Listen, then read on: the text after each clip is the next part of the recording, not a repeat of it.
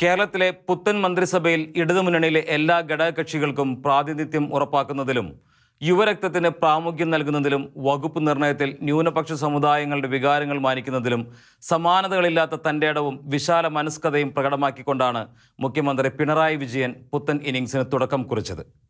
പുതിയ മന്ത്രിസഭയിൽ ന്യൂനപക്ഷ ക്ഷേമ വകുപ്പ് മുഖ്യമന്ത്രി ഏറ്റെടുക്കണമെന്ന് തെരഞ്ഞെടുപ്പിന് മുമ്പ് തന്നെ ക്രൈസ്തവ സമൂഹം ഇരുമുന്നണികളോടും ആവശ്യപ്പെട്ടിരുന്നു. ന്യൂനപക്ഷ ക്ഷേമ വകുപ്പ് ഉണ്ടായ കാലം മുതൽ ഒരു സമുദായത്തിൽ നിന്നും മാത്രമുള്ള മന്ത്രിമാരാണ് കേരളത്തിൽ ഈ വകുപ്പ് ഭരിച്ചിട്ടുള്ളത്. അവർ അവരുടെ സമൂഹത്തിന് വേണ്ടി മാത്രം എല്ലാ സംവിധാനങ്ങളും ഉപയോഗിച്ചുകൊണ്ടിരുന്നു എന്ന് മാത്രമല്ല, മറ്റു ന്യൂനപക്ഷങ്ങളോട് അനീതി കാണിച്ചു എന്ന പരാതിയുമുണ്ടായി. മുൻഗാമികൾ വകുപ്പിലെ പണം സ്വന്തക്കാർക്ക് വേണ്ടി ദുർവിനിയോഗം ചെയ്തതായി ഒന്നാം പിണറായി മന്ത്രിസഭയിലെ ന്യൂനപക്ഷ ക്ഷേമ വകുപ്പ് മന്ത്രി KT ജലീൽ തന്നെ ആക്ഷേപം ഉന്നയിച്ചിരുന്നു. അദ്ദേഹത്തിൻ്റെ ഭരണത്തെക്കുറിച്ചും മുസ്ലിമുകളല്ലാത്ത ന്യൂനപക്ഷങ്ങൾക്ക് കടുത്ത ആക്ഷേപങ്ങളുണ്ടായിരുന്നു. അദ്ദേഹം വകുപ്പിലെ നിയമനങ്ങളിൽ സ്വന്തക്കാരെ തിരുകുന്നതിന് നടത്തിയ നീക്കങ്ങൾക്കെതിരെ മുസ്ലിം ലീഗുകാർ നൽകിയ പരാതി ശരി എന്ന് കണ്ട് അദ്ദേഹത്തെ മന്ത്രിസഭയിൽ നിന്നും നീക്കം ചെയ്യണമെന്ന് ലോകായുക്ത മുഖ്യമന്ത്രിക്ക് നിർദ്ദേശം കൊടുത്തതും പിടിച്ചു നിൽക്കുവാൻ അദ്ദേഹം നടത്തിയ ശ്രമം ഹൈക്കോടതി കൂടി നിരസിച്ചതോടെ രാജിവെച്ചതും സമകാലീന ചരിത്രം. ഈ പശ്ചാത്തലത്തിലാണ് പുതിയ മന്ത്രിസഭയിൽ ന്യൂനപക്ഷ ക്ഷേമ വകുപ്പ് മുഖ്യമന്ത്രി ഏറ്റെടുക്കണമെന്ന് ക്രൈസ്തവ നേതാക്കൾ ആഗ്രഹം പ്രകടിപ്പിച്ചത്. തങ്ങളുടെ സമുദായത്തിൽപ്പെട്ട ഒരു വ്യക്തിയെ വകുപ്പ് ഏൽപ്പിക്കണമെന്നല്ല, ഒരു ന്യൂനപക്ഷ സമുദായത്തിലും പെടാത്ത മുഖ്യമന്ത്രി വകുപ്പ് ഏറ്റെടുക്കണം എന്നായിരുന്നു ക്രൈസ്തവ സമുദായ നേതാക്കളുടെ അഭ്യർത്ഥന. മന്ത്രിമാരുടെ വകുപ്പ് വിഭജനം സംബന്ധിച്ച് മാധ്യമങ്ങൾ തയ്യാറാക്കിയ ലിസ്റ്റ് അനുസരിച്ച് ഇക്കുറിയും വകുപ്പ് CPM സ്വതന്ത്രനായി മത്സരിച്ച് വിജയിച്ച അബ്ദുൾ റഹ്മാനായിരുന്നു. എന്നാൽ ഔദ്യോഗിക സർക്കാർ വിജ്ഞാപനം വന്നപ്പോൾ വകുപ്പ് മുഖ്യമന്ത്രിക്കായിരുന്നു.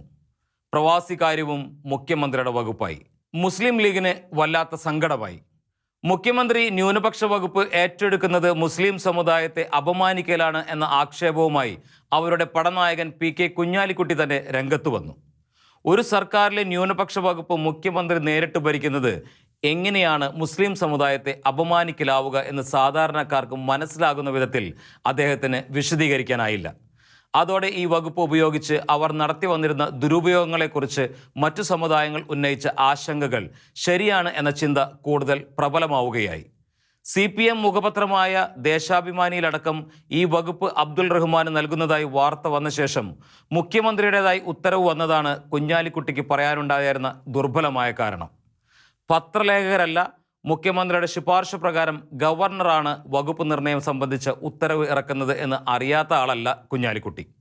തങ്ങളുടെ സ്രോതസ്സുകൾ വെച്ച് ഓരോ പത്രവും ചോർത്തി കൊടുക്കുന്ന വാർത്തകളിൽ നേരിയ പിശകുകൾ ഉണ്ടാവുക സാധാരണയാണ്. പത്രക്കാരുടെ മുൻവിധി കൊണ്ട് അവർ തന്നെ ഓരോ പാർട്ടിക്കും വകുപ്പ് ചാർത്തി കൊടുക്കാറുമുണ്ട്. അങ്ങനെയൊക്കെ ആവാം ന്യൂനപക്ഷ ക്ഷേമ വകുപ്പ് അബ്ദുൾ റഹ്മാന് ലഭിച്ചത് എന്ന് കരുതാവുന്നതാണ്. അല്ല, വകുപ്പ് വിഭജനം സംബന്ധിച്ച് തീരുമാനമെടുക്കുമ്പോൾ ഓർമ്മിക്കാതിരുന്ന കാരണങ്ങൾ കൊണ്ടും മുഖ്യമന്ത്രിക്ക് വകുപ്പ് നിർണയത്തിൽ മാറ്റം വരുത്താവുന്നതാണ്. ഇവിടെ എന്താണ് സംഭവിച്ചത് എന്ന് വ്യക്തമായിട്ടില്ല. കുഞ്ഞാലിക്കുട്ടിയുടെ വിമർശനത്തോടെ ന്യൂനപക്ഷ വകുപ്പ് ഏറ്റെടുക്കുന്നതിൽ മുഖ്യമന്ത്രി പിണറായി വിജയൻ പ്രകടമാക്കിയത് അസാധാരണമായ തൻ്റെ ഇടമാണ് എന്ന് വ്യക്തമായി. അതുപോലെ ലീഗ് അവരും ഒപ്പമുള്ളവരും അവകാശപ്പെടുന്നത് പോലെ അത്ര മതേതര പാർട്ടി അല്ലെന്നും മനസ്സിലായി. വരാനിരിക്കുന്ന ദിനങ്ങളിലും ഈ വകുപ്പിൻ്റെ പ്രവർത്തനങ്ങളിൽ ഈ തൻ്റെ ഇടം മുഖ്യമന്ത്രിയിൽ നിന്നും ഉണ്ടായാൽ അദ്ദേഹത്തിൻ്റെ മതേതരത്വ സമീപനത്തിന് തെളിവുള്ള സാക്ഷ്യമാവും.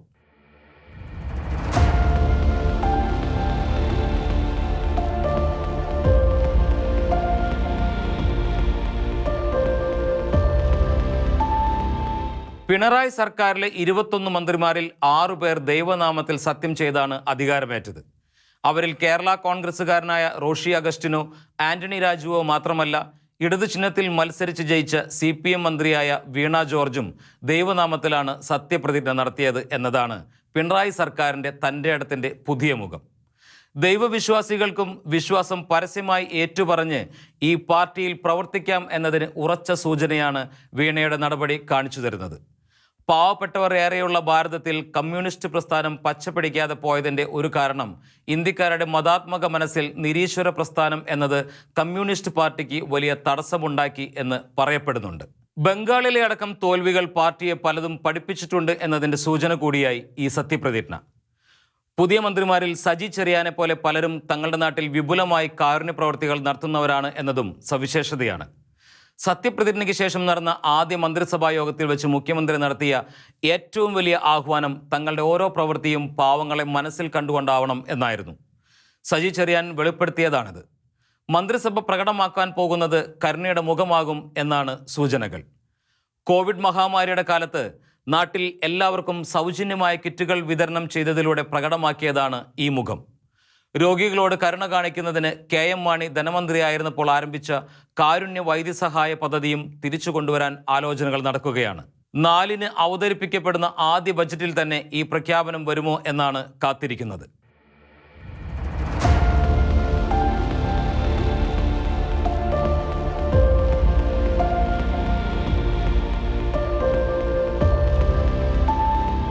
ഇടതുമുന്നണിയുടെ പുതിയ സർക്കാരും മുഖ്യമന്ത്രി പിണറായി വിജയനും ഏറെ പ്രതീക്ഷ പകരുന്ന തുടക്കമാണ് കുറിച്ചത്. ടീം പിണറായിയുടെ 2ാം ഇന്നിംഗ്സ് ടീമിൽ തന്നെ വിപ്ലവകരമായ മാറ്റങ്ങൾ വരുത്തിക്കൊണ്ടാണ് ആരംഭിക്കുന്നത്. 1ാം ടീമിലെ മിക്കവാറും എല്ലാ അംഗങ്ങളെയും പുറത്തിരുത്തി. പിണറായി സർക്കാർ യുവാക്കൾക്ക് നൽകുന്ന അംഗീകാരം ഇടതു വലത് ചേരികളിൽ എല്ലാവരുടെയും പ്രശംസ പിടിച്ചുപറ്റിയ തീരുമാനമായി. കമ്മ്യൂണിസ്റ്റ് പാർട്ടികൾക്ക് മാത്രം സാധിക്കുന്ന വിപ്ലവകരമായ തീരുമാനമാണ് ഇതെന്നും ജനം മനസ്സിലാക്കുന്നു. 4 തവണ മത്സരിച്ചവർക്ക് മത്സരിക്കുവാൻ സീറ്റ് കൊടുക്കരുത് എന്ന കോൺഗ്രസ് ഹൈക്കമാൻഡ് നിർദ്ദേശത്തിന് നിയമസഭാ തെരഞ്ഞെടുപ്പ് കാലത്ത് കേരളത്തിലുണ്ടായ ദുര്യോഗം തന്നെ ഉദാഹരണം. മുന്നണിയിലെ തന്നെ ജനതാദളിനും NCPക്കും പുതിയ മുഖത്തെ അവതരിപ്പിക്കാനായില്ല എന്നതും ഓർക്കുക. അത്തരത്തിലുള്ള മാറ്റം കമ്മ്യൂണിസ്റ്റ് പാർട്ടികൾക്ക് മാത്രം സാധിക്കുന്ന വിപ്ലവമാണ് എന്നാണ് ഇന്ന് ജനം കരുതിപ്പോകുന്നത്. ഇതിലൂടെ കമ്മ്യൂണിസ്റ്റ് പാർട്ടികൾ സർക്കാരിന് മാത്രമല്ല പാർട്ടിക്കും നവോന്മേഷം പകരുന്നു. തങ്ങളുടെ പാർട്ടിയിൽ പുതുമുഖങ്ങൾക്ക് അവസരവും സാധ്യതയുമുണ്ടെന്ന് വ്യക്തമാക്കുന്നു. ദശാബ്ദങ്ങളോളം പദവികൾ തുടർച്ചയായി വഹിക്കുന്നവരാണ് തങ്ങളുടെ പാർട്ടിയുടെയും ശാപം എന്ന് തിരിച്ചറിയുവാൻ ഈ പ്രവൃത്തി മറ്റു പാർട്ടികളെ പ്രചോദിപ്പിച്ചാൽ പല പാർട്ടിയും എത്തിക്കൊണ്ടിരിക്കുന്ന വംശനാശ ഭീഷണി ഇല്ലാതാകും. ഇടതും വലത്തുമുള്ള സോഷ്യലിസ്റ്റ് പാർട്ടികളെല്ലാം കണ്ടുപഠിക്കേണ്ട പാഠമാണിത്. രാജ്യസഭ വന്നാലും ലോക്സഭ വന്നാലും നിയമസഭ വന്നാലും ഒരാൾക്ക് മാത്രം അവസരം ലഭിക്കുന്ന പാർട്ടിയിൽ എങ്ങനെ മറ്റു നാമ്പുകൾ?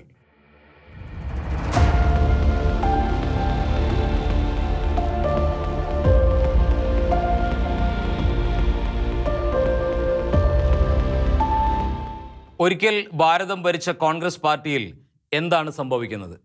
എന്തേ കോൺഗ്രസ് ഇങ്ങനെ പരാജയപ്പെടുന്നു? കേരളത്തിൽ ഒരു നിയമസഭാ കക്ഷി നേതാവിനെ തിരഞ്ഞെടുക്കുവാൻ സാധിക്കാതെ കോൺഗ്രസ് എത്ര കാലമാണ് കൈകാലിട്ടടിച്ചത്? രമേശിന് മാറ്റണമെന്നുണ്ട്, പകരം ആരെന്ന ചോദ്യത്തിന് ഉത്തരമില്ല. തെരഞ്ഞെടുപ്പ് നടത്താൻ ഭയമാണ്. പൊതു തെരഞ്ഞെടുപ്പുകളിൽ എന്തുകൊണ്ട് പാർട്ടിയും മുന്നണിയും തോൽക്കുന്നു എന്നതിന് ഈ അനിശ്ചിതത്വം തന്നെ കൃത്യമായ വിശദീകരണം നൽകുന്നു. പാർട്ടി പുനഃസംഘടിപ്പിക്കണമെന്ന മോഹം എല്ലാവർക്കുമുണ്ട്. പക്ഷേ എല്ലാം എൻ്റെ പദവികൾ ഉറപ്പിച്ചുകൊണ്ട് മാത്രം.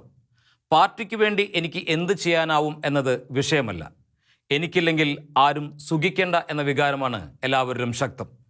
പുനഃസംഘടന വേണമെന്നുള്ളവരും ഷേക്സ്പിയർ പറഞ്ഞ സങ്കടത്തിലാണ്. വെട്ടാൻ തയ്യാറാണ്, പക്ഷേ മുറിവുണ്ടാക്കാൻ ഭയവും. കോൺഗ്രസിൻ്റെ ഹൈക്കമാൻഡ് പരമ ദുർബലമാണ്. ഇന്ദിരയല്ല സോണിയ, രാജീവല്ല രാഹുൽ. ദേശീയ തലത്തിൽ പുനഃസംഘടന വേണം എന്ന് പറഞ്ഞവരെ ശത്രുക്കളായി കണക്കാക്കുന്നവരാണ് അവിടുത്തെ ആസ്ഥാന വിദൂഷകർ. അവർക്ക് കേരളത്തിൽ എങ്ങനെ പുനഃസംഘടന നടത്താനാവും? ഓരോ തെരഞ്ഞെടുപ്പ് തോൽവി കഴിയുമ്പോഴും കോൺഗ്രസ് പഠിക്കാറുണ്ട് ഈ വിഷയത്തെക്കുറിച്ച്. അവരുടെ റിപ്പോർട്ടുകൾ സർക്കാരിൻ്റെ മിക്കവാറും അന്വേഷണ റിപ്പോർട്ടുകൾ പോലെ കോൺഗ്രസിൻ്റെ അലമാരയിൽ വിശ്രമിക്കാറുമുണ്ട്. കേരളത്തിലെ കോൺഗ്രസ് ഒരു പാർട്ടിയല്ല, പല പാർട്ടികളുടെ സംയുക്തമാണ് എന്നതാവും വാസ്തവം. നേതൃത്വത്തിലേക്ക് ആര് വന്നാലും രക്ഷപ്പെടുത്താനാവാത്ത വിധം അപകടകരമായ ഗർത്തത്തിലാണ് പാർട്ടി. അപകടാവസ്ഥയിലാണ് കോൺഗ്രസ്. BJPയിലേക്ക് മാത്രമല്ല, NCP, കേരള കോൺഗ്രസ് പോലുള്ള പാർട്ടികളിലേക്കും പ്രവർത്തകരുടെയും നേതാക്കളുടെയും ഒഴുക്ക് ആരംഭിച്ചു. അടുത്ത കാലത്ത് 2 കോൺഗ്രസുകാർ പറഞ്ഞ ജീവിതാനുഭവങ്ങൾ കേൾക്കുക. ഒന്നാമത്തേത് ഹിമന്ത വിശ്വാസ് ശർമ്മയുടേതാണ്. ആസാമിലെ പുതിയ BJP മുഖ്യമന്ത്രിയാണ് അദ്ദേഹം. കോൺഗ്രസ് പാർട്ടി വളർത്തിവിട്ട നേതാവാണ് ഹിമന്ത. കോൺഗ്രസ് മുഖ്യമന്ത്രിയായിരുന്ന തരുൺ ഗൊഗോയ് വളർത്തിക്കൊണ്ടുവന്ന നേതാവായിരുന്നു ഹിമന്ത. ഹിമന്ത കോൺഗ്രസിലെ പ്രമുഖ നേതാവായി. അദ്ദേഹത്തിന് മുഖ്യമന്ത്രി മോഹമുണ്ടായി. 3 തവണ മുഖ്യമന്ത്രിയായിരുന്ന തരുൺ ഗൊഗോയുമായി അദ്ദേഹം പോരാട്ടത്തിലായി. ഹൈക്കമാൻഡ് ഇടപെട്ടു. അതേക്കുറിച്ച് ഹിമന്ത പറയുന്നു, ഞാൻ രാഹുലിനെ കാണാൻ ചെന്നപ്പോൾ എന്നോട് സംസാരിക്കുന്നതിനേക്കാൾ വളർത്തുനായ്ക്കൾക്ക് ബിസ്ക്കറ്റ് കൊടുക്കാനായിരുന്നു രാഹുലിന് താല്പര്യം. ഹിമന്ത BJPയിൽ ചേർന്നു. 2016 BJP അധികാരത്തിലെത്തി. 2021 പാർട്ടി വിജയിച്ചു. ആസാമികൾ ഏറെ ആദരിക്കുന്ന സർവാദാനന്ദ് സോണോവാലിയായിരുന്നു 2 വട്ടവും പടനായകൻ.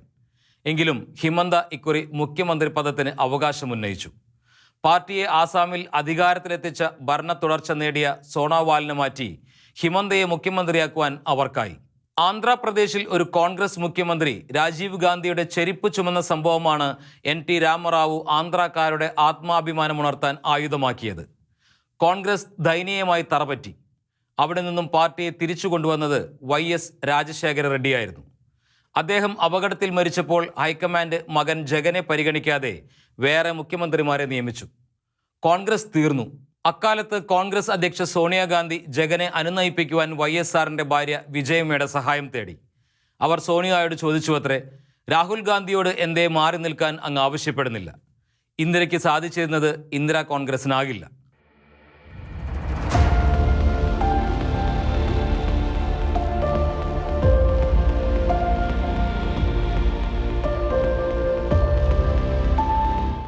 അടുത്തത് കേരളത്തിലെ നേമം മണ്ഡലത്തിലെ അനുഭവമാണ്. പറയുന്നത് ഒരിക്കൽ അവിടുത്തെ കോൺഗ്രസ് MLA ആയിരുന്ന മുൻ മന്ത്രി S വരദരാജൻ നായരുടെ മകൻ പ്രതാപചന്ദ്രനാണ്. ഇക്കുറി പ്രതാപന് ചുമതല നേമത്തായിരുന്നു. അവിടെ ചെന്നപ്പോൾ അച്ഛൻ്റെ കാലത്തൊക്കെ പ്രചാരണത്തിന് നേതൃത്വം കൊടുത്തിരുന്ന കോൺഗ്രസ് നേതാവ് മുഹമ്മദ് മീരാൻ പിള്ളയെ തിരക്കി. KPCCയുടെ ട്രഷററായിരുന്നു മീരാൻ പിള്ള. അദ്ദേഹത്തെക്കുറിച്ചോ കുടുംബത്തെക്കുറിച്ച് പോലുമോ ഇപ്പോഴത്തെ കോൺഗ്രസ് നേതാക്കൾക്ക് അറിയില്ല. വർഷങ്ങൾക്ക് മുമ്പ് വരദരാജൻ നായർക്ക് വേണ്ടി സ്വന്തം പ്ലിമൗത്ത് കാറിൽ പാറി നടന്ന് പ്രചാരണം നടത്തിയിരുന്ന നേതാവാണ്. ആർക്കും അറിയില്ലെന്ന് പറഞ്ഞപ്പോൾ അടുത്ത കാലത്ത് CPMൽ നിന്നും കോൺഗ്രസിലെത്തിയ അഡ്വക്കേറ്റ് അഹമ്മദ് കബീറിനോട് തിരക്കി. അദ്ദേഹം പ്രതാപനെ മീരാൻ പിള്ളയുടെ വീട്ടിൽ കൊണ്ടുപോയി. മീരാൻ പിള്ളയുടെ മകളാണ് അവിടെ താമസിക്കുന്നത്. വളരെ കാലം കൂടി അച്ഛനെ അന്വേഷിച്ചു വന്ന ഒരു കോൺഗ്രസ്സുകാരനെ അവർ അത്ഭുതത്തോടെ നോക്കി നിന്നു. മിക്കവാറും കോൺഗ്രസ് നേതാക്കന്മാരുടെയും കുടുംബങ്ങളുടെ അനുഭവമാണത്രേ ഇത്. പ്രതാപചന്ദ്രൻ തന്നെ കുറിച്ചു, എന്തേ കോൺഗ്രസ് ഇങ്ങനെയാകുന്നു എന്ന് മനസ്സിലാക്കാൻ ഈ കഥകൾ പോരെ. രമേശ് ചെന്നിത്തലയെ അപമാനിച്ചു പുറത്താക്കുമ്പോൾ കോൺഗ്രസ് നേതൃത്വം ചെയ്യുന്നത് ഈ മഹാപാതകം തന്നെയാണ്. നിയമസഭാംഗങ്ങൾക്കിടയിൽ വോട്ടെടുപ്പ് നടത്തി അദ്ദേഹത്തെ തോൽപ്പിച്ചെങ്കിൽ പടിയിറക്കം അദ്ദേഹത്തിന് ഇത്രയും അപമാനകരമാവില്ലായിരുന്നു. പുനഃസംഘടനയുടെ ഭാഗമായി പുറത്താക്കിയാലും ഇത്രയും വേദനിക്കില്ലായിരുന്നു. KPCC ഭാരവാഹികളെ നിലനിർത്തുന്നത് പോലെ തൽക്കാലം അവസരം കൊടുത്ത് സാവകാശം മാറ്റിയാലും ഇത്ര വേദനിക്കില്ലായിരുന്നു. ഹൈക്കമാൻഡിന് ആര് നേതാവാകണം എന്ന ഒരു നിർബന്ധവും ഇല്ലെന്ന് പറഞ്ഞ് ആശ കൊടുത്ത ശേഷം വെട്ടിയത് ഹീനമായ നടപടി തന്നെയാണ്. അതും നാടുഭരിച്ച കോൺഗ്രസിനെ പ്രതിപക്ഷ പദവി പോലും ഇല്ലാതാക്കിയ ഒരു ദേശീയ നേതൃത്വം നടത്തിയ കിരാത നടപടി. എന്തേ കോൺഗ്രസിൻ്റെ കഥ നന്ദികേടിൻ്റേത് മാത്രമാകുന്നു? നിയമസഭയിൽ ഒന്നുമില്ലാതിരുന്ന കോൺഗ്രസിനെ വല്ലതുമാക്കിയ കരുണാകരനെ അപമാനിച്ച് പുറത്താക്കി. ആന്റണിയെ നാണം കെടുത്തി പുറത്താക്കി. ഉമ്മൻചാണ്ടിയെ പുറത്താക്കി. ദശാബ്ദങ്ങൾ കൂടെ ഉറച്ചുനിന്ന മാണിയെ അപമാനിച്ച് പുറത്താക്കി. കരുണാകരനെയും ഉമ്മൻചാണ്ടിയെയും മാണിയെയും പടിയിറക്കുന്നതിൽ നല്ല പങ്കുവഹിച്ച രമേശിന് ഈ അനുഭവം കാവ്യനീതിയാവാം. പക്ഷേ പഴയ കാലമല്ല ഇത്. ജനാധിപത്യ മുന്നണി പുറത്താക്കിയ മാണിയെ അന്തസ്സോടെ ഇടതുമുന്നണി കൂടെ നിർത്തി. ആസാമിലെ ഹിമന്ത വിശ്വാസ് ശർമ്മയെ റാഞ്ചിയ BJPക്കാർ കേരളത്തിലുമുണ്ട്. ഇനിയും തെരഞ്ഞെടുപ്പുകൾ വരും. കോൺഗ്രസ് ജയിക്കും എന്നെല്ലാം സ്വപ്നം കാണുന്നവർ ഇത്തരം സംഭവങ്ങൾ മനസ്സിരുത്തി പഠിക്കണം. വിവേകത്തോടെ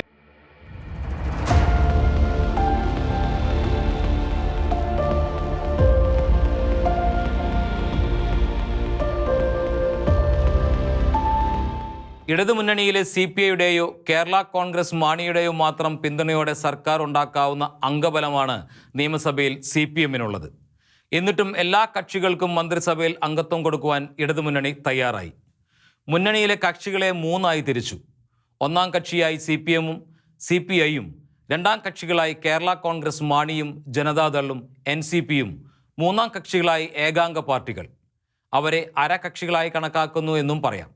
ഓരോ പാർട്ടിക്കും അവരുടെ അംഗബലം അനുസരിച്ചുള്ള മന്ത്രിസ്ഥാനം കൊടുത്തു. ആർക്കും പരിഭവം പറയാൻ ആവാത്ത സ്ഥിതി. 1969 ആരോഗ്യവും ഗതാഗതവും വകുപ്പുകളായി ഭരണത്തിൽ എത്തിയ കേരള കോൺഗ്രസിന് ഇപ്പോൾ ഫലത്തിൽ ജലസേചനവും ഗതാഗതവുമുണ്ട്. എങ്കിലും റവന്യൂ വകുപ്പും ധനവകുപ്പും ഒക്കെ കൈകാര്യം ചെയ്തിരുന്ന പാർട്ടിയുടെ പിന്മുറയ്ക്കുള്ളത് അവരുടെ പഴയ മഹത്വത്തിന് ചേർന്ന പദവികളല്ല എന്ന് സങ്കടമുള്ള ഉറച്ച കേരള കോൺഗ്രസ്സുകാരുണ്ട്. നിയമസഭാ തെരഞ്ഞെടുപ്പിലെ സീറ്റ് വിഭജനകാലത്ത് CPM കാണിച്ച അംഗീകാരം ഇക്കുറി കിട്ടിയില്ല.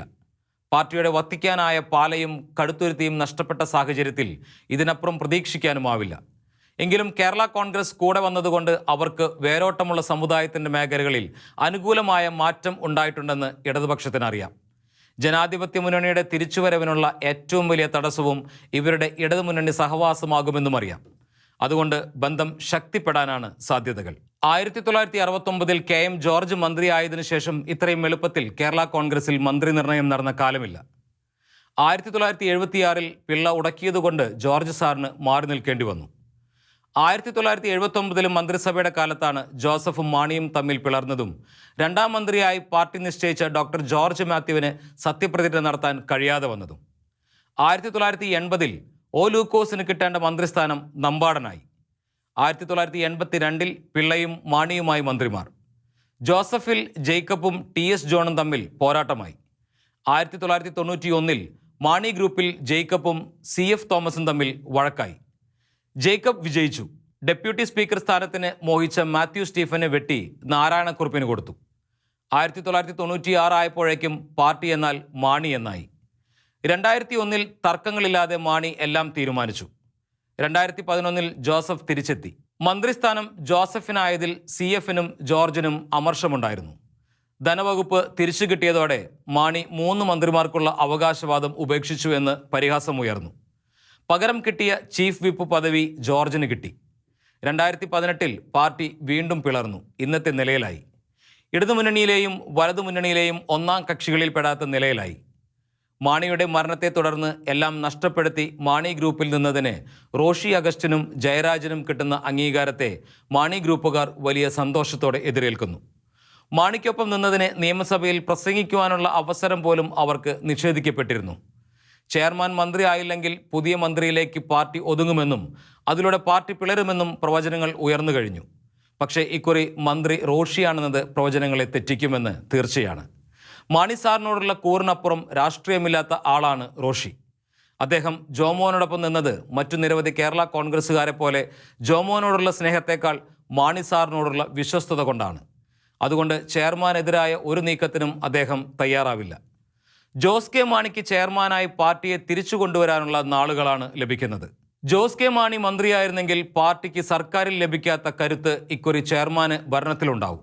അത് ഭാവിയിൽ ജോസ് മന്ത്രിയാവുമ്പോഴും അങ്ങനെ തുടരുന്ന ക്രമീകരണം ഉണ്ടാകുന്നതാണ് പാർട്ടിയെ ബലപ്പെടുത്താനുള്ള ഒരു നടപടി.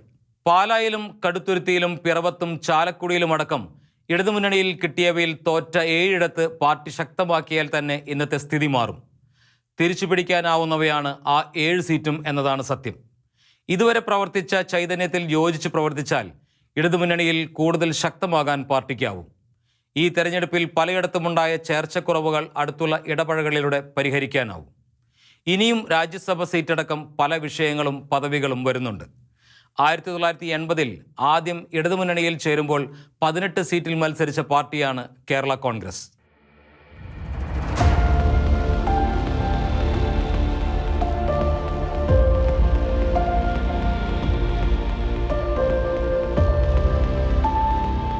ഇടതുമുന്നണിയിലെ NCPയുടെ അമരക്കാരനായ PC ചാക്കോ വരുന്നത് വെറുതെയല്ല. 1980 ആന്റണി കോൺഗ്രസ് ഇടതുമുന്നണി വിട്ടപ്പോൾ ഇടതുമുന്നണിക്കൊപ്പം നിന്ന കോൺഗ്രസ് നേതാവാണ് ചാക്കോ. അവരിൽ ഒരാളാണ് മന്ത്രി ശശീന്ദ്രൻ. അതുകൊണ്ട് ചാക്കോയും ശശീന്ദ്രനും തമ്മിൽ വലിയ ഹൃദയബന്ധവുമുണ്ട്. 1982 ഇടതുമുന്നണിയിൽ 18 സീറ്റിൽ മത്സരിച്ച അവർ 7 സീറ്റിൽ ജയിച്ചതാണ്. 1987 അത് 14 സീറ്റായി.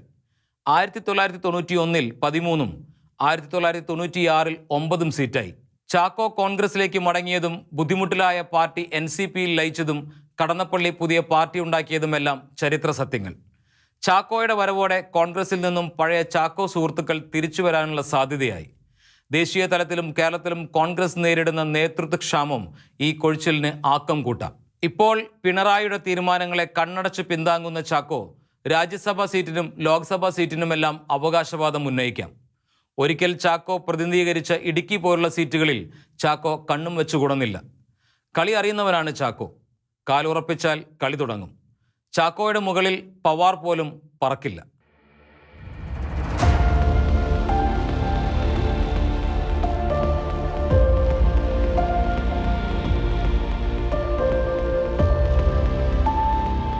ഇടതുമുന്നണിയിലെ ജനതാദളുകളുടെ നില ദയനീയമാണ്. 2 പാർട്ടിക്കും കൂടിയുള്ളത് 3 MLA മാർ. ലയിച്ചു വന്നാൽ മന്ത്രിസ്ഥാനം കൊടുക്കാം എന്നായിരുന്നു വാഗ്ദാനമെങ്കിലും മാത്യു ടി വിഭാഗത്തെ അംഗീകരിച്ചു. കേരള കോൺഗ്രസിനേക്കാൾ വലിയ വകുപ്പും കൊടുത്തു. 2 പാർട്ടിയായി 6 സീറ്റിൽ മത്സരിച്ച ജനതാദൾ പഴയ സോഷ്യലിസ്റ്റ് പാർട്ടിയുടെ അവശേഷിപ്പാണ്. 1967 ഇടതുമുന്നണിയിൽ 21 സീറ്റിൽ മത്സരിച്ചവരാണവർ. 19 സീറ്റിൽ ജയിച്ചു. 1970 അത് 14 സീറ്റായി. 1977 അത് 22 സീറ്റായി. 1980 ഇടതു നിന്നും പുറത്തായി. 1982 തിരിച്ചു വന്നപ്പോൾ സീറ്റുകൾ 12ആയി. 1987 12 സീറ്റ് ലഭിച്ചു. 1991 1996 13 സീറ്റായി. 2001 എത്തുമ്പോഴേക്കും വളരെ ദയനീയമായ നിലയിലായി.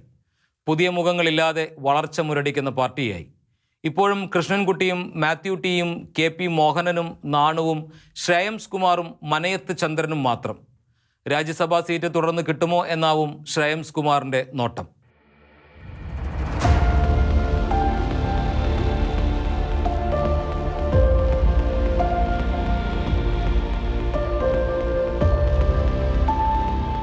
പകുതിക്കാലത്തേക്ക് മന്ത്രിസ്ഥാനം കിട്ടുന്ന 4 പാർട്ടികളുണ്ട് ഇടതുമുന്നണിയിൽ. അവരിൽ ജനാധിപത്യ കേരള കോൺഗ്രസിലെ ആന്റണി രാജുവും പിള്ള ഗ്രൂപ്പിലെ ഗണേഷ് കുമാറും അതിസമർത്ഥരാണ്. ഏറെ ഭാഗ്യവാനാണ് ആന്റണി രാജു. തലസ്ഥാനത്ത് നിന്നുള്ള ഒരു കേരള കോൺഗ്രസ്സുകാരന് സ്വപ്നം കാണാനാവാത്ത പദവിയാണ് കിട്ടുന്നത്. അനൂപ് ജേക്കബിൻ്റെ പിറവം പോലെ രാജുവിന് സൂക്ഷിക്കാവുന്ന മണ്ഡലമാണിത്. ഇടത് നേതാക്കൾക്ക് രാജുവിനെ ഇഷ്ടമാണ്. നിൽക്കുന്നിടത്ത് ഉറച്ചു നിൽക്കും. ആന്റണി രാജുവിന് നല്ല കാലം തുടങ്ങുകയാണ്. ഗണേഷ് കുമാറിന് പതിവ് പോലെ കുടുംബ പ്രശ്നം തടസ്സമാവുകയാണ്. 2011 ഉമ്മൻചാണ്ടി മന്ത്രിസഭയിൽ നിന്നും ഭാര്യയുടെ പരാതിയെ തുടർന്നാണ് അദ്ദേഹത്തിന് രാജിവെക്കേണ്ടി വന്നത്. ഇക്കുറി പെങ്ങളുടെ പരാതി മൂലം പദവി നഷ്ടപ്പെടുന്നു. അളിയൻ K മോഹൻദാസ് ഇടതുവലത് നേതാക്കൾക്ക് ഒന്നുപോലെ സുപരിചിതനാണ്. അദ്ദേഹം പറയുന്ന കാര്യങ്ങൾ അവിശ്വസിക്കുവാൻ അവർ മടിക്കും. പനയ്ക്ക പഴുക്കുമ്പോൾ കാക്കയ്ക്ക് വായിൽ രോഗം വരുന്നത് പോലെ എന്തേ തനിക്കിങ്ങനെ സംഭവിക്കുന്നു എന്ന് ഗണേഷ് ആലോചിക്കുന്നത് നല്ലതാണ്. സോളാർ കേസിലെ പലതും അദ്ദേഹത്തിൻ്റെ പക തീർക്കലായിരുന്നു എന്നൊക്കെ കഥകളുണ്ടല്ലോ. സിനിമാ ലോകത്തെ സുപ്രസിദ്ധമായ ഒരു സംഭവത്തിൽ അദ്ദേഹം പ്രതിക്കൊപ്പമായിരുന്നതും പലരുടെയും മനസ്സിൽ എരിയുന്നുണ്ട്. മിടുമിടുക്കനായ ഒരു നേതാവിന് ചുണ്ടിനും കപ്പിനും ഇടയിലൂടെ പദവി നഷ്ടപ്പെടുന്നത് എന്തെന്ന് ചിന്തിക്കണം. പൊട്ടനെ ചട്ടൻ ചതിച്ചാൽ ചട്ടനെ ദൈവം ചതിക്കും എന്നല്ലേ ചൊല്ല്. കുടുംബ പ്രശ്നങ്ങൾ തീർത്തു വന്നാൽ ഗണേഷിനും പാർട്ടിക്കും മുന്നണിക്കും നല്ലതാവും. ഇപ്പോൾ മാത്രമല്ല, ഭാവിയിലും. INL-ന് മന്ത്രിസഭാ പ്രാതിനിധ്യമാകുന്നു. കടന്നപ്പള്ളിക്കും കിട്ടും 2.5 വർഷം. അല്ലായിരുന്നുവെങ്കിൽ അദ്ദേഹം ചാക്കോയോടൊപ്പം ചേരുമായിരുന്നു എന്ന് കരുതാൻ ന്യായമുണ്ട്. ഇടതുമുന്നണിയിൽ ഇപ്പോൾ എല്ലാവരും ഹാപ്പിയാണ്. മുഖ്യമന്ത്രി ചോദ്യം ചെയ്യപ്പെടാനാവാത്ത ഉയരത്തിലുമായി. എന്നാലും 2011 മുതൽ എങ്കിലും പരസ്യമായി ഇടതുമുന്നണിക്ക് ഒപ്പം നിന്ന യാക്കോബായ സമുദായത്തിൽ നിന്നും മന്ത്രിമാർ ഇല്ലെന്നത് ആ സമുദായത്തിലെ സമുദായ സ്നേഹികളെ അസ്വസ്ഥരാക്കുന്നുണ്ട്.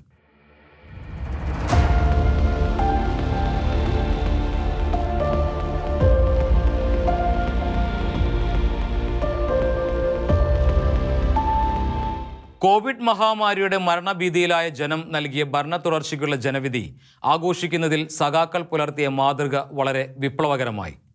പാർട്ടി പ്രവർത്തകർ വീടുകളിൽ തിരിതെളിച്ചു നടത്തിയ ആഹ്ലാദ പ്രകടനം ഏറെ പ്രതീകാത്മകവും അർത്ഥപൂർണവുമായി. അതിലുമപ്പുറം വിപ്ലവകരമായി സത്യപ്രതിജ്ഞാ ചടങ്ങുകളും അതിനായി ഉണ്ടാക്കിയ പന്തലിൻ്റെ വിനിയോഗവും. കേവലം 500 അതിഥികളെ മാത്രം ഉൾക്കൊള്ളിച്ച് നടത്തുവാൻ തയ്യാറാക്കിയ സത്യപ്രതിജ്ഞാ ചടങ്ങിനെതിരെ എതിരാളികൾ ഹൈക്കോടതിയെ സമീപിച്ചു. ഈ സർക്കാരിൻ്റെ പ്രവർത്തനങ്ങളോട് നാളെ ഉണ്ടാകാനിരിക്കുന്ന സമീപനങ്ങളുടെ അടയാളം കൂടിയായി ഈ കോടതി കേസ്. എന്നാൽ കോടതി കേസിനെ നിയമപരമായി നേരിട്ട സർക്കാർ എതിരാളികളെ നിരായുധരാക്കുന്ന വിപ്ലവകരമായ ഒരു തീരുമാനമെടുത്തു. സത്യപ്രതിജ്ഞാ വിവാദത്തിനിടെ കോൺഗ്രസ് നേതാവ് ഡോക്ടർ SS ലാൽ പന്തലിനെക്കുറിച്ച് ഉന്നയിച്ച നിർദ്ദേശം അംഗീകരിച്ചുകൊണ്ടാണ് സർക്കാർ എതിരാളികളോടുള്ള തങ്ങളുടെ സമീപനങ്ങളുടെ സൂചന നൽകിയതും. സത്യപ്രതിജ്ഞാ പന്തൽ കോവിഡ് വാക്സിനേഷൻ കേന്ദ്രമാക്കണമെന്ന് ലാൽ ഫേസ്ബുക്കിൽ ഇട്ട പോസ്റ്റ് സർക്കാരിന് പിടിച്ചു. പന്തൽ പൊളിക്കാതെ വാക്സിനേഷൻ കേന്ദ്രമാക്കി മാറ്റി.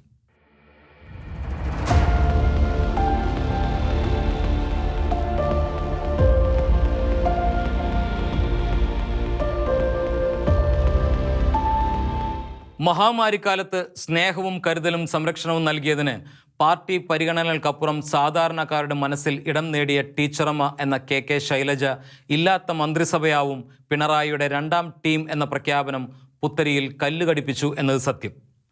കോവിഡ് നിപ്പോ പ്രതിരോധങ്ങളിൽ കാണിച്ച കരുതലും സ്നേഹവും വാത്സല്യവും വിനയവും പ്രസന്നതയും മൂലമാണ് അവർ മലയാളികളുടെ ടീച്ചറമ്മയായി മാറിയത്. സ്വാഭാവികമായ ഒരു പരിണാമമായിരുന്നു അത്.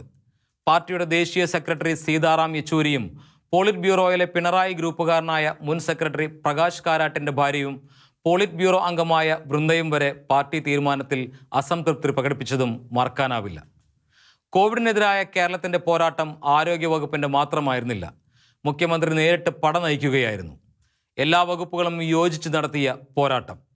സാമൂഹിക അകലം പാലിക്കുന്നതിലും സൗജന്യ കിറ്റ് നൽകുന്നതിലും എല്ലാം ആരോഗ്യമന്ത്രിയുടെ പങ്ക് നിസ്സാരമാണ്. ഇതെല്ലാം അറിയുമ്പോഴും ടീച്ചറമ്മയോടുള്ള സ്നേഹം കൂടിയാണ് തുടർ ഭരണത്തിലേക്ക് ഇടതുമുന്നണിയെ നയിച്ചത് എന്നത് സത്യമാണ്. 1957 മുതൽ കേരളം ഭരിച്ച ഒരു കമ്മ്യൂണിസ്റ്റ് മന്ത്രിക്കും കിട്ടാത്ത ജനങ്ങളുടെ സ്നേഹം ശൈലജയ്ക്ക് നേടാനായി. അതുകൊണ്ടാണ് പ്രഗത്ഭരായ തോമസ് ഐസക്കോ സുധാകരനോ ഒക്കെ മാറ്റി നിർത്തപ്പെട്ടപ്പോൾ പോലും ഉണ്ടാകാത്ത വികാര പ്രകടനം അവരുടെ കാര്യത്തിൽ ഉണ്ടായത്. പാർട്ടി നിയോഗിക്കുന്ന ഏത് ആരോഗ്യമന്ത്രിക്കും ചെയ്യാവുന്നത് മാത്രമേ ശൈലജ ചെയ്തുള്ളൂ എന്നൊക്കെ പറയുന്നത് വിശ്വസിക്കുവാൻ ആള് കുറയും. VS മന്ത്രിസഭയിൽ ആരോഗ്യമന്ത്രിയായിരുന്ന ശ്രീമതി ടീച്ചർക്ക് ഇത്തരം ഒരു ഔന്നത്യം കൈവരിക്കാനായോ? ആരോഗ്യവകുപ്പിൻ്റെ പ്രവർത്തനത്തിൽ ഒരു ശൈലജ ടച്ച് ഉണ്ടാക്കുവാൻ അവർക്കായി. ഇത് നഷ്ടപ്പെടുന്നു എന്ന തിരിച്ചറിവാണ് അവർക്ക് വേണ്ടി സോഷ്യൽ മീഡിയയിൽ അണിനിരക്കുവാൻ പലരെയും പ്രേരിപ്പിച്ചത്. വീണ ഏറെ വിയർപ്പൊഴുക്കിയാലേ അവരുടെ തലത്തിലേക്ക് ഉയരാനാവൂ. തനിക്ക് അനുകൂലമായി പ്രകടമാക്കപ്പെട്ട വികാരങ്ങളുടെ നടുവിലും പാർട്ടിയുടെ അച്ചടക്കം ഉയർത്തുന്ന പ്രതികരണമാണ് ശൈലജ നടത്തിയത്. പാർട്ടി ടിക്കറ്റ് നിഷേധിച്ച VSന് വേണ്ടി ഉയർന്ന തലത്തിലേക്ക് ആ വികാരങ്ങൾ ഉയരാതെ കാക്കുവാൻ അവരും മുന്നോട്ട് വന്നു. എന്നെ മന്ത്രിയാക്കിയത് പാർട്ടിയാണ്, ഇക്കുറി മന്ത്രിപ്പണി ചെയ്യേണ്ട എന്ന് പറഞ്ഞതും പാർട്ടി. അവർ തൻ്റെ വിധേയത്വം പ്രകടമാക്കി. ഞാനൊരു എളിയ പാർട്ടി പ്രവർത്തക, അവർ പറഞ്ഞു. എളിമയോടെ പ്രവർത്തിക്കുന്നവരെ പ്രശംസയോ നിന്ദയോ ഏറെ ബാധിക്കില്ല. വിശുദ്ധ മദർ തെരേസയെ ഉദ്ധരിച്ചുകൊണ്ട് കോവിഡ് പ്രതിരോധ പ്രവർത്തനങ്ങൾക്ക് മദർ തെരേസ അന്താരാഷ്ട്ര അവാർഡ് ജേതാവ് കൂടിയായ ശൈലജ പറഞ്ഞു. തന്നോട് സ്നേഹം കാണിച്ചു വരുന്ന പലരും പാർട്ടിയിൽ ഒരു ഭിന്നിപ്പുണ്ടെന്ന് വരുത്തുവാൻ തന്നെ കരുവാക്കുകയാണെന്ന് ശൈലജ ടീച്ചർക്ക് ബോധ്യമുണ്ട് എന്ന് അവരുടെ പ്രതികരണങ്ങൾ വ്യക്തമാക്കുന്നു. ശൈലജയുടെ ബുദ്ധിപൂർവമായ സമീപനം ഒരുപക്ഷെ ഗൗരിയമ്മയ്ക്കും സുശീല ഗോപാലിനും നഷ്ടപ്പെട്ട മുഖ്യമന്ത്രി സ്ഥാനത്തേക്ക് അവരെ ഒരിക്കൽ എത്തിക്കില്ല എന്ന് ആര് കണ്ടു?